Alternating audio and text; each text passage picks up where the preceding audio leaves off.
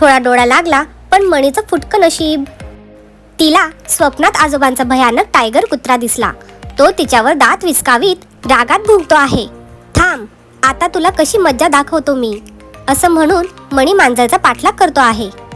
स्वयंपाकघरातून मणी मांजरला पिटाळून लावण्यासाठी तिच्यावर रागाने झेप घेतो आहे. असं हे भयंकर स्वप्न पाहून मणी मांजरची छाती धडधडू लागली. एरवी सगळी जीवघेणी अद्दल घडूनही मणी मांजर दुसऱ्या दिवशी निगरगट्टपणे स्वयंपाकघरात हजर झाली. नेहमीप्रमाणे हावरट मणी पोटात जागा नसतानाही खा खा खाऊ लागली. लप लप जिभेने सगळं फस्त करू लागली. त्या रात्रीही तिला पुन्हा वाईट स्वप्न पडलं. आधी पडलं होतं तसंच.